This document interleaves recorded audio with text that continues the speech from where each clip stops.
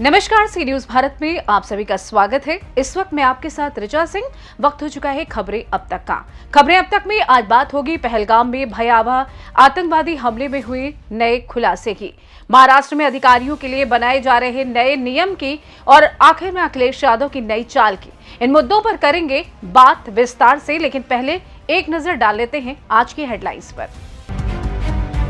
Putin ने भारत आने का पीएम मोदी को न्योता किया स्वीकार, वार्षिक उच्च स्तरीय बैठक में होंगे शामिल। खालिस्तानियों की मांग, कनाडा से 8 लाख हिंदुओं को निकाले, हिंदू विरोधी नारे लगाए। देहरादून में बादल फटने से सांग नदी में बाढ़, एमपी राजस्थान समेत 26 राज्यों में आंधी बारिश का अलर्ट। हॉलीवुड को बचाने के लिए ट्रंप का बड़ा कदम, विदेशी फिल्मों पर लगाया 100% tariff. Indian Idol winner Pawandeep Rajan का एक्सीडेंट, अमरोहा में तेज रफ्तार कार कैंटर से टकराई, सिंगर आईसीयू में भर्ती। फरीदाबाद में नेहरू की प्रतिमा पर स्प्रे पेंट फेंका, कांग्रेस ने जताई नाराजगी। महाकाल मंदिर परिसर में लगी आग, उज्जैन में दूर से दिखाई दी लपटिंग, श्रद्धालुओं का प्रवेश रोकना पड़ा। गीदड़ भभकी दिखाने से बाज नहीं आ रहा पाकिस्तान, भारत से तनाव के बीच एक और मिसाइल का परीक्षण किया। महाराष्ट्र के रायगढ़ में 49 लोगों को लेकर जा रही बस पलटी, एक की मौत, 26 घायल। सेंसेक्स 295 अंक ऊपर, 80,797 पर बंद, निफ्टी 114 अंक चढ़ा। अडानी पोर्ट्स में 6% की तेजी, कोटक बैंक का शेयर 4.50% गिरा। हेडलाइंस के बाद आपका स्वागत है। 22 अप्रैल 2025 को जम्मू कश्मीर के पहलगाम में एक भयावह आतंकवादी हमला हुआ, जिसने पूरे देश को हिलाकर रख दिया। इस हमले की जांच राष्ट्रीय जांच एजेंसी कर रही है और अब तक कई चौंकाने वाले खुलासे सामने आए हैं। एनआईए सूत्रों के मुताबिक इस हमले में अल उमर मुजाहिदीन के प्रमुख मुश्ताक अहमद जरगर का हाथ हो सकता है। जरगर का नाम ओवरग्राउंड वर्कर से पूछताछ में सामने आया है, जिसकी मदद से हमले को अंजाम दिया गया था। जरगर ने अपनी साजिशों को अंजाम देने के लिए अपने समर्थकों को कश्मीर में आतंकवादियों की मदद करने के लिए निर्देश दिए थे। क्या आपने कभी सोचा था कि एक आतंकवादी जो 1999 में कंधार हाईजैक के मामले में भारत से रिहा हुआ था, वो आज फिर से आतंकवाद की साजिशों में शामिल हो सकता है? मुश्ताक अहमद जरगर वही आतंकवादी है जिसने भारतीय विमान को आतंकियों के कब्जे में लेकर दुनिया को दहशत में डाल दिया था। अब उसका नाम पहलगाम हमले में उभर कर आया है। एनआईए के सूत्रों के मुताबिक जरगर ने अपने समर्थकों के जरिए ओवरग्राउंड वर्कर्स को आतंकवादी हमले में मदद की। उसकी दूर तक फैली साजिश ने यह साबित कर दिया कि वो अब पाकिस्तान से आतंकवाद का नेटवर्क चला रहा है। मुश्ताक अहमद कौन है, चलिए बता देते हैं। मुश्ताक अहमद जरगर कंधार हाईजैक केस में मसूद अजहर के साथ रिहा किया गया था। वो पाकिस्तान से आतंकवादी नेटवर्क चला रहा है और कश्मीर में उसकी मजबूत पकड़ है। 2023 में एनआईए ने जरगर की श्रीनगर स्थित को अटैच किया था। जरगर ने पहलगाम हमले में ओवरग्राउंड वर्कर्स को लॉजिस्टिक मदद दी थी। दरअसल 1999 में भारत की फ्लाइट IC-814 को नेपाल से काठमांडू दिल्ली जाते समय आतंकवादियों ने हाईजैक कर लिया था। हाईजैकर्स ने विमान को पाकिस्तान, अमृतसर और लाहौर में रुकवाया और फिर कंधार, अफगानिस्तान में ले गए। इस घटना के बाद भारत ने यात्रियों की जान बचाने के लिए 3 आतंकवादियों मसूद अजहर, उमर शेख और मुश्ताक अहमद जरगर को रिहा किया था। फिलहाल अब पहलगाम हमले के बाद भारत ने आतंकवाद के खिलाफ अपनी जंग को और तेज कर दिया है। एनआईए और स्थानीय सुरक्षा एजेंसियां अब तक 100 से ज्यादा ओवरग्राउंड वर्कर्स के ठिकानों पर सर्च ऑपरेशन चला चुकी हैं और 90 से अधिक के खिलाफ कानूनी कार्रवाई की जा चुकी है। एजेंसियां पहलगाम के आसपास संदिग्ध इलाकों पर कड़ी नजर रख रही हैं और आतंकवादियों के नेटवर्क को तोड़ने के लिए अपना अभियान तेज कर रही हैं। पहलगाम में इस भयानक हमले को लेकर अब तक कई गिरफ्तारियां हो चुकी हैं और हर सुराग को ध्यान से खंगाला जा रहा है। देखा जाए तो पहलगाम हमले के बाद भारत ने आतंकवाद को जड़ से खत्म करने के लिए अपनी लड़ाई को और तेज कर दिया है। यह हमला केवल एक घटना नहीं, बल्कि कश्मीर घाटी में आतंकवादियों के खिलाफ जारी जंग की एक नई शुरुआत है। भारत ने पाकिस्तान को चेतावनी दी है कि उसकी सरजमी से चलने वाली आतंकवादी गतिविधियों को अब किसी भी कीमत पर बर्दाश्त नहीं किया जाएगा। अब भारत की सुरक्षा एजेंसियां आतंकवादियों के हुए नेटवर्क को ध्वस्त करने के लिए पूरी तरीके से तैयार हैं। फिलहाल हम इसी के साथ आगे बढ़ेंगे हमारी अगली रिपोर्ट की ओर। सरकारी अफसर अगर अब सोशल मीडिया पर रील बनाकर स्टार बनने का सपना देख रहे हैं तो जरा सावधान हो जाए, क्योंकि अब ना कैमरा चलेगा और ना एक्शन और ना ही बैकग्राउंड में बजेगा रॉबिन हुड वाला म्यूजिक। दरअसल महाराष्ट्र सरकार जल्द ही एक सख्त कानून लाने जा रही है जो सरकारी नौकरी को सोशल मीडिया शो बनाने वालों पर सख्त शिकंजा कसेगा। कुछ अफसरों ने सरकारी फील्ड विजिट को रियलिटी शो बना डाला है। सुबह सुबह दौरे पर निकलते हैं, साथ में कैमरामैन चलता है, स्टाफ को डांटते हुए क्लिप्स बनाई जाती है और फिर एडिट होकर इंस्टाग्राम पर चढ़ जाती है, जहां अफसर साहब सिंघम, रॉबिन हुड और जनता के रखवाले बन जाते हैं। लेकिन अब सरकार ने तय किया है कि ये सब बंद होगा, क्योंकि सरकार ला रहा है Maharashtra state government employee social media regulation act 2025।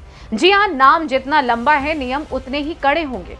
इस कानून को सामान्य प्रशासन विभाग बना रहा है और विधान परिषद में ये मुद्दा सबसे पहले परिणय फुके ने उठाया, जो मुख्यमंत्री देवेंद्र फडणवीस के करीबी माने जाते हैं। फुके बोले, ऑफिस टाइम है, सेवा का, सेल्फी का नहीं। सरकारी अफसरों को याद रखना होगा कि वे जनता की सेवा के लिए हैं, ना कि अपने प्रचार के लिए। दफ्तर में रील बनाकर खुद को सुपर हीरो दिखाना अब बर्दाश्त नहीं होगा।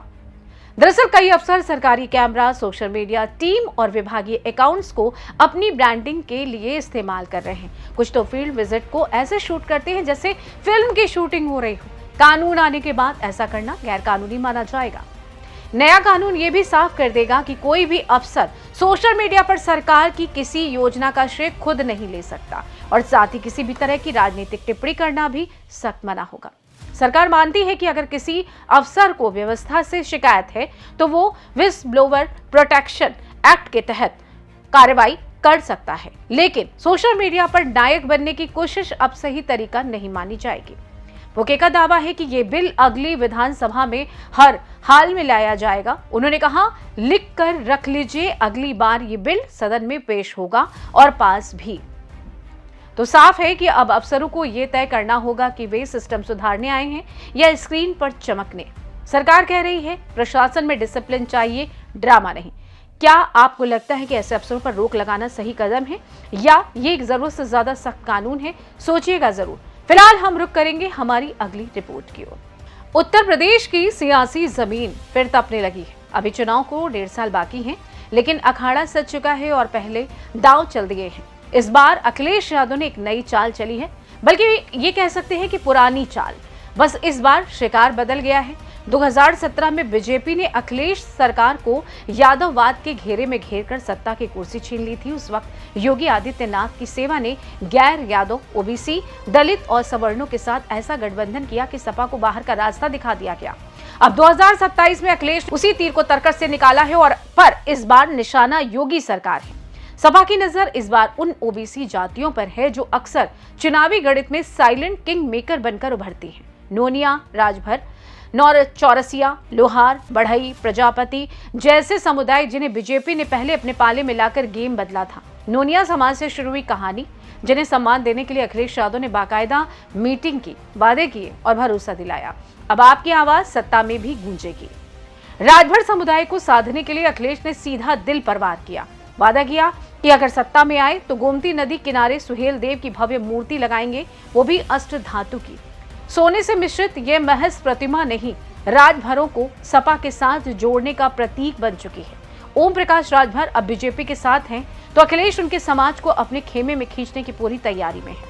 राजनीति में सिर्फ वोट नहीं, भावनाएं भी जोड़ती हैं और अखिलेश यही कर रहे हैं। सिद्धदयाल चौरसिया की जयंती पर उन्होंने न सिर्फ उन्हें याद किया, बल्कि ऐलान किया कि अगर सरकार बनी तो उनके नाम पर गोमती किनारे स्मारक बनेगा। 2 से 3% की आबादी वाला चौरसिया समाज शायद किसी सीट पर अकेले विधायक ना जिता पाए, लेकिन गठजोड़ में बाजी पलट सकता है और यही है असली खेल। 2014 में अमित शाह ने यूपी की हर छोटी जाति को साधने का जो फॉर्मूला गढ़ा था, महापुरुषों की जयंती, स्मारक, प्रतीक और सीधा जुड़ाव, अब वही स्क्रिप्ट सपा पढ़ रही है।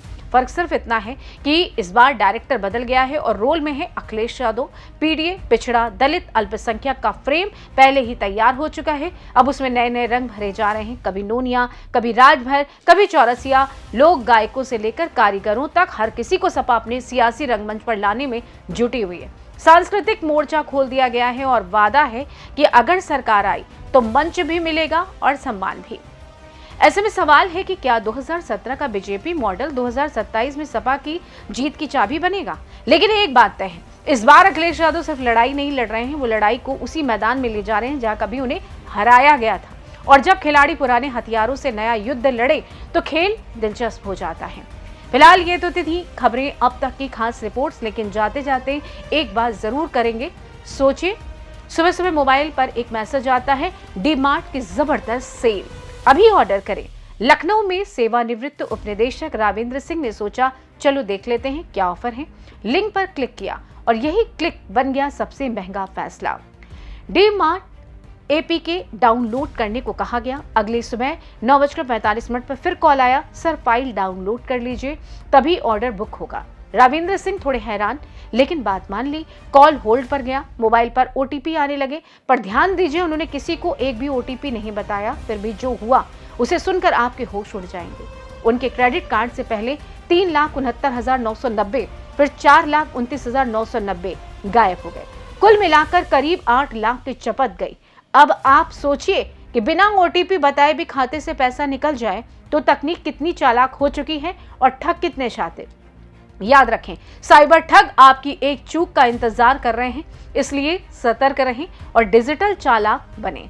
फिलहाल के लिए आपके इस विषय में क्या राय है हमें जरूर बताइएगा। अब दीजिए अनुमति, नमस्कार।